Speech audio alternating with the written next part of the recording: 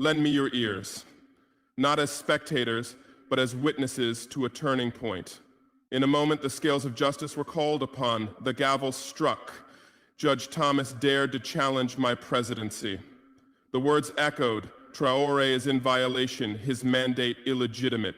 But what he meant as a blow exploded in his face. Judge Thomas, you aimed to sway the world, but you awakened the soul of Burkina Faso. Realization that Ibrahim Traoré's defiance of Western power is no longer a national matter.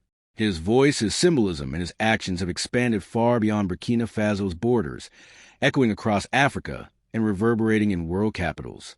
What began as a coup to replace a failed leader has now transformed into a geopolitical confrontation, pitting a young African captain against the entrenched machinery of Western dominance.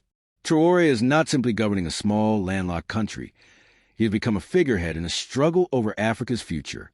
The formation of the Alliance of Sahel States, EAS, in 2023, linking Burkina Faso with Mali and Niger, was the clearest signal yet that the rejection of France was not isolated but collective. These three countries, led by young military officers, declared that their destinies were tied together, that they would defend one another from external aggression, and that their sovereignty was non-negotiable. To Western powers, this was alarming because it threatened to undo decades of careful management of influence in the region. France, long the dominant power in West Africa, suddenly faced open hostility not from one, but several states at once.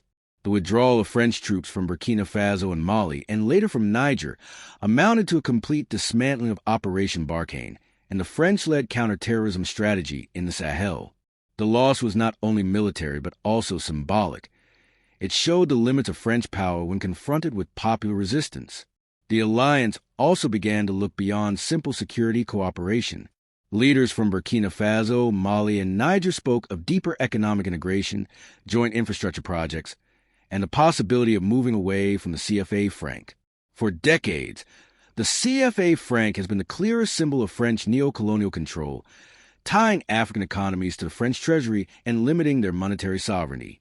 To even question the CFA franc is to strike at the heart of Francafrique. Traoré and his allies, therefore, represent a movement that seeks not only political autonomy, but also economic independence, something that previous African leaders often avoided for fear of reprisal. Western reaction intensified as the alliance solidified. Sanctions were expanded, loans suspended, and trade restrictions threatened.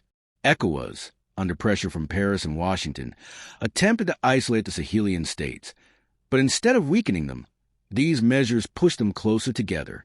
In Burkina Faso, the effect was to strengthen Traoré's domestic standing.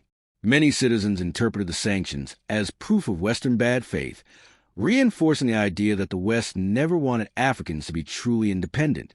Popular rallies in Ouagadougou and other cities grew larger, with slogans that framed the struggle not as Burkina Faso versus France, but Africa versus neo-colonialism.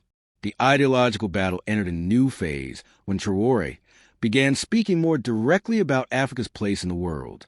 He positioned Burkina Faso and the Sahelian bloc as part of a multipolar movement, aligning with countries that challenge Western hegemony. Russia was embraced for its military cooperation and China for its economic power. Beyond that, Traoré invoked the spirit of Pan-Africanism, calling for solidarity among African nations to resist exploitation. In his speeches, he argued that Africa is the wealthiest continent in terms of resources, yet the poorest in terms of living conditions precisely because its wealth has been systematically stolen. This message resonated not just in Burkina Faso, but in many African countries where populations felt the same frustration. The Western media campaign against Traoré escalated accordingly. He was painted as a pawn of Moscow, as an inexperienced soldier who would plunge his country into chaos, or as a populist who would eventually betray his people. Yet this media framing often backfired, as it highlighted the very arrogance and hypocrisy that Traoré denounced.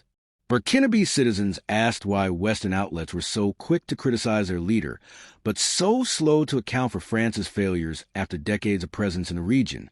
For many, the attacks in the press confirmed that Traoré was indeed challenging something powerful and entrenched. As the months passed, the confrontation grew sharper. The jihadist insurgency did not disappear, and attacks continued in parts of Burkina Faso. But instead of undermining Traoré's popularity, the persistence of violence was often blamed on the legacy of Western failures.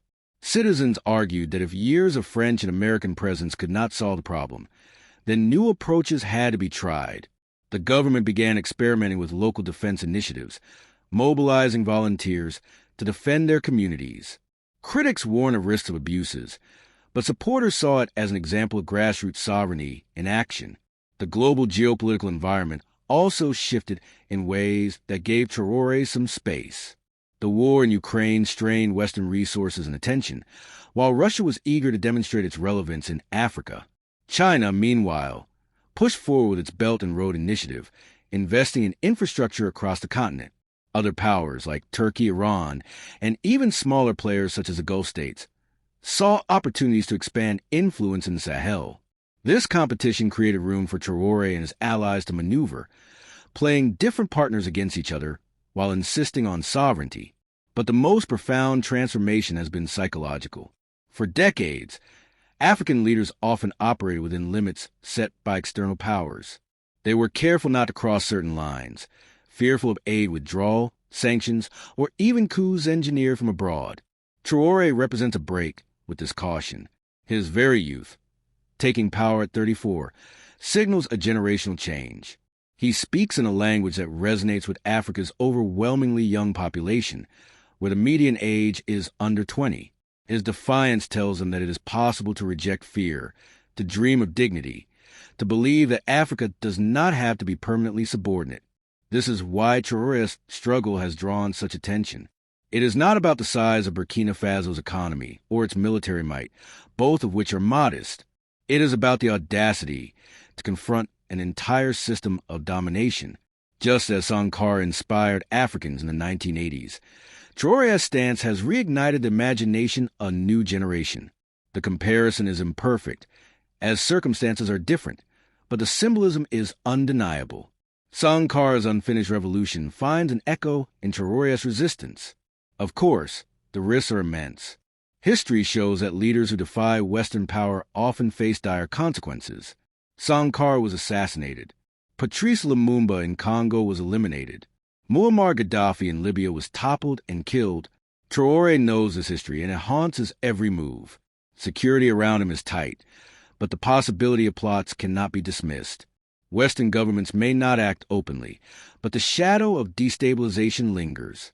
His survival would depend not only on personal protection, but also on maintaining the loyalty of his army and the support of his people. The economic challenge is equally daunting. Burkina Faso is one of the poorest countries in the world, heavily reliant on agriculture and gold mining. Sanctions and aid suspensions make governance harder. To sustain his